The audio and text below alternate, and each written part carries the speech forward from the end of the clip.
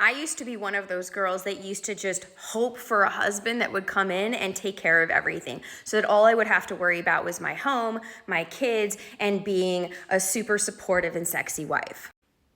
Then I learned more about the patriarchy. I learned more about systemic oppression that goes far beyond gender, that includes race, that includes so many other components, and realized that what I had been conditioned to believe my whole life was really in disservice to humanity as a whole. So then I shook that version of me off and I went heavy on feminism. And then I became the woman who wanted to be the corporate badass, the entrepreneur, 7-figure CEO who is amazing, who's a millennial manager, who is the most emotionally intelligent woman in the room, who gets to be a best-selling author and a speaker and be freaking awesome and the breadwinner in the family. And I went hard on that for a decade. And then I ended up getting almost an autoimmune disease and having suicidal thoughts and face planting from chronic stress in the middle of the day, and realized that wasn't working for me physically.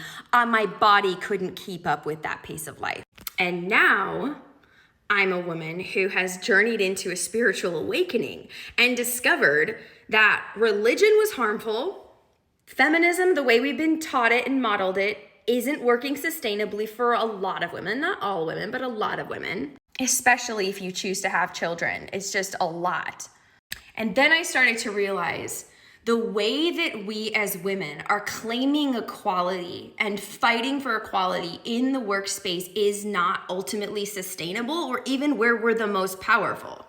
Where I think we're the most powerful is in understanding how to partner with universal truths, universal laws, and allow the spiritual dimension to support us in the 3D reality that we're experiencing. So I'm talking about manifesting instead of chasing down goals, hell-bent to force through your willpower things to work out the way you want them to, really getting into energetic alignment and attracting success to you, opportunities, people to you, good experiences to you. Honoring our intuition, the very wise, deep part of us that can perceive beyond the words someone speaks, the nonverbals that they communicate.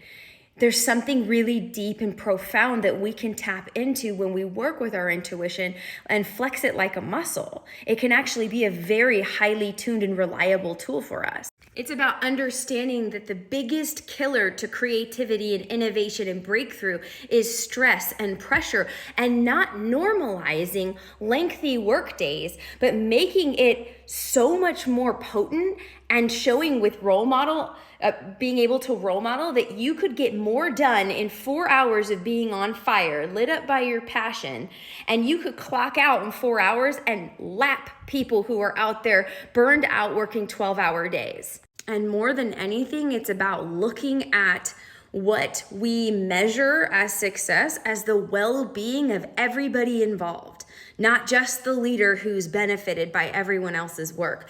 And I think that there's a massive opportunity to do this. So if you are a female leader, or you are somebody who is sitting there going like, I want to crack this code, I want to figure this out because I can't participate in either of these extremes. I want to find a way to move forward. I want you to book a call with me and let's get on the phone and talk about what that would look like for you based on your specific needs and where you are in your career and your journey.